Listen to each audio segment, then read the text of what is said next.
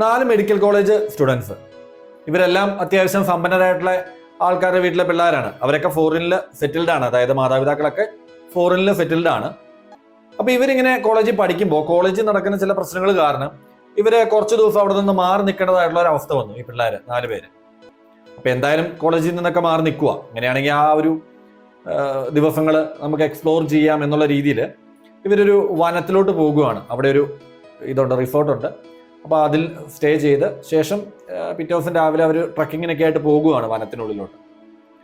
അങ്ങനെ അവർ പോയ ശേഷം അവർക്ക് അവിടെ വെച്ചുണ്ടാകുന്ന ചില പ്രശ്നങ്ങളും കാര്യങ്ങളും ഒക്കെ ആയിട്ടാണ് കഥ ആരംഭിക്കുന്നത്. ശേഷം മുന്നോട്ട് പോകുന്നതാണ് സിനിമ.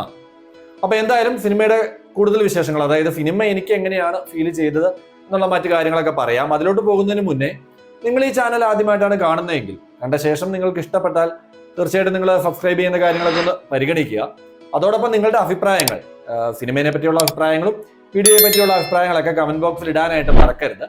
എങ്കിൽ മാത്രമേ ഇതുപോലെയുള്ള റിലീസിംഗ് സിനിമകളും അല്ലെങ്കിൽ ചെറിയ സിനിമകളിലൊക്കെ നല്ല സിനിമകൾ നിങ്ങളിലോട്ട് എത്തിക്കാനായിട്ട് എനിക്ക് സാധിക്കത്തുള്ളൂ. അപ്പോൾ എന്തായാലും നമുക്ക് ഇന്നത്തെ സിനിമയുടെ വിശേഷങ്ങളിലേക്ക് പോകാം.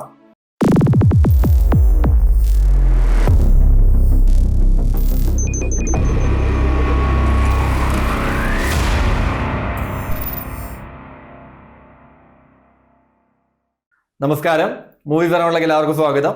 ഇന്ന് 2024 പുറത്തു വന്ന മറ്റൊരു മലയാളം ത്രില്ലർ മൂവിയാണ് മായാവനം. ജഗത്ലാൽ ചന്ദ്രശേഖർ അദ്ദേഹമാണ് സിനിമ സംവിധാനം ചെയ്തിരിക്കുന്നതും എഴുതിയിരിക്കുന്നതും ഒക്കെ. അപ്പോൾ ഞാൻ ഈ സിനിമയിലോട്ട് വരാനുണ്ടായ കാരണം എന്താണെന്ന് വെച്ച് കഴിഞ്ഞാൽ, ഈ ഷോർട്ട് വീഡിയോയിലൊക്കെ ഫേമസ് ആയിട്ടുള്ള ഒരാളുണ്ട്, സുബിൻ ടാർസ് എന്ന് പറഞ്ഞിട്ടുള്ള ഒരാൾ.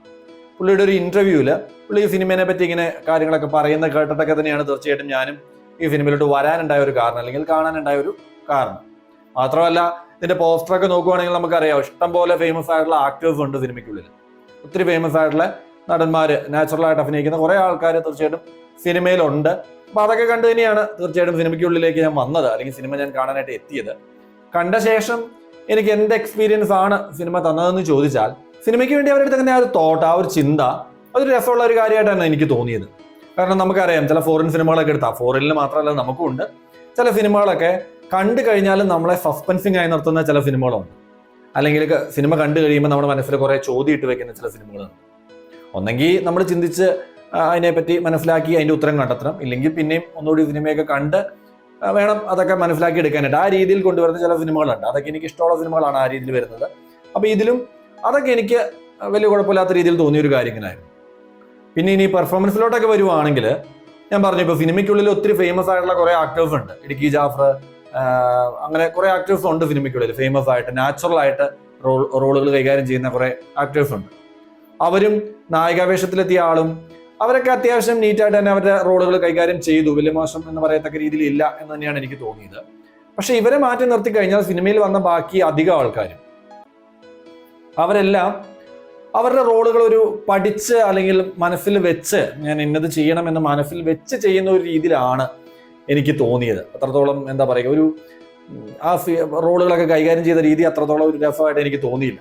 ബാക്കിയുള്ളവർ, ഞാൻ ഈ പറഞ്ഞവരൊഴിച്ച് ബാക്കിയുള്ളവരുടെയൊക്കെ ആ റോളുകൾ. അതുപോലെ തന്നെ ഇപ്പൊ ഈ പറഞ്ഞു ഫേമസ് ആയിട്ടുള്ള കുറെ ആക്ടേഴ്സ് സിനിമയിൽ വരുന്നുണ്ട് എന്ന് പറഞ്ഞു. അവരുടെയൊക്കെ ക്യാരക്ടേഴ്സ് എത്രത്തോളം പ്രാധാന്യമുള്ളതായിരുന്നു സിനിമയിൽ, അല്ലെങ്കിൽ അതൊക്കെ എത്രത്തോളം എഴുതപ്പെട്ടിട്ടുണ്ട് എന്ന് ചോദിച്ചു കഴിഞ്ഞാൽ അതും ഒരു ചോദ്യം തന്നെയായിട്ട് മനസ്സിൽ നിൽക്കും. അത്രത്തോളം പ്രാധാന്യം ഉണ്ടായിരുന്നു ആ ക്യാരക്ടേഴ്സിന്റെ ഒക്കെ എന്നുള്ള ഒരു ചോദ്യം അതിങ്ങനെ മനസ്സിൽ നിൽക്കുന്ന മറ്റൊരു കാര്യം തന്നെയായിരുന്നു. പിന്നെ ഇനി മ്യൂസിക്കിലോട്ട് അല്ലെങ്കിൽ ബാക്ക്ഗ്രൗണ്ട് സ്കോർ സപ്പോർട്ടിലോട്ടൊക്കെ വരുവാണെങ്കിലും നല്ലപോലെ എഫേർട്ട് എടുത്ത് അദ്ദേഹം ചെയ്യാൻ ശ്രമിച്ചു. അങ്ങനെ ഒരു രീതിയിലാണ് എനിക്ക് തോന്നിയത്. എഫേർട്ട് എടുത്തിട്ടുണ്ട് അതിനുവേണ്ടി. പക്ഷെ അതൊന്നും ആ ഒരു സീനിന് ഒത്ത രീതിയിൽ ആപ്റ്റായി വന്നില്ല. ചില സീനുകളൊക്കെ കണ്ടു കഴിയുമ്പോൾ അതിന്റെ ബാക്ക്ഗ്രൗണ്ട് സ്കോർ കാര്യങ്ങളൊക്കെ ഒരു ലിങ്ക്, ചെറിയ രീതിയിൽ ലിങ്ക് നഷ്ടപ്പെടുന്ന രീതിയിലാണ് എനിക്ക് തോന്നിയത്. അത്രത്തോളം ആപ്റ്റായിട്ട് അതും എനിക്ക് ഫീൽ ചെയ്തില്ല. പിന്നെ സിനിമാറ്റോഗ്രാഫി ജോമോൻ തോമസ് ആണ്, അദ്ദേഹമാണ് അത് ചെയ്തേക്കുന്നത്. അത് പിന്നെയും സിനിമയ്ക്ക് ഒരു ബലം തന്നെയായിരുന്നു. കാരണം എന്താണെന്ന് വെച്ച് കഴിഞ്ഞാൽ കാടിനുള്ളിൽ നടക്കുന്ന കാര്യങ്ങളാണ് അധികം. അപ്പൊ അതൊക്കെ ആ ഒരു രീതിയിൽ നീറ്റായിട്ട് തന്നെ അദ്ദേഹം എടുത്തു വെച്ചിട്ടുണ്ട് സിനിമയ്ക്കുള്ളിൽ എന്ന് തന്നെയാണ് എനിക്ക് തോന്നിയ ഒരു കാര്യം. അപ്പൊ ഇതൊക്കെയാണ് തീർച്ചയായിട്ടും സിനിമയിൽ നിന്ന് എനിക്ക് കിട്ടിയ കാര്യങ്ങൾ, അല്ലെങ്കിൽ എനിക്ക് സിനിമയിൽ നിന്ന് കിട്ടിയ ഒരു ഫീലിംഗ്. ഒരു ബിലോ ആവറേജ് എക്സ്പീരിയൻസ് എന്ന് തന്നെ വേണം ഓപ്പൺ ആയിട്ട് പറയാനായിട്ട് സിനിമയെ പറ്റി. എനിക്ക് അങ്ങനെ ഒരു എക്സ്പീരിയൻസ് ആണ് സിനിമയിൽ നിന്ന് വന്നത്. അപ്പൊ കാണാൻ ആഗ്രഹിക്കുന്നവരുണ്ടെങ്കിൽ തീർച്ചയായിട്ടും സിനിമ കാണുക. സിനിമ നിലവിൽ തിയേറ്ററുകൾ അവൈലബിൾ ആണ്. എങ്ങനെ വേണമെങ്കിലും കാണാം, ഫാമിലിയൊക്കെ ആയിട്ട് വേണമെങ്കിൽ കാണാം എന്ന് തന്നെയാണ് എനിക്ക് തോന്നുന്നത്. അങ്ങനെ ഒത്തിരി വയലൻസ് ചെറിയ രീതിയിൽ ഉണ്ടെങ്കിലും വലിയ രീതിയിൽ പറയത്തക്ക രീതിയിലുള്ള വയലൻസ് കാര്യങ്ങളൊന്നും സിനിമയിലില്ല. അതുകൊണ്ട് കാണാൻ ആഗ്രഹിക്കുന്നവർ തീർച്ചയായിട്ടും സിനിമ കാണുക. എന്തായാലും ഇതുപോലെയുള്ള ഒരു റിലീഫിംഗ് സിനിമ അല്ലെങ്കിൽ ചെറിയ സിനിമകളിൽ നല്ല സിനിമയുടെയൊക്കെ വിശേഷങ്ങളൊക്കെ ആയിട്ട് ഞാൻ വീണ്ടും വരാം. അതുവരെയ്ക്ക് എല്ലാവർക്കും നന്ദി.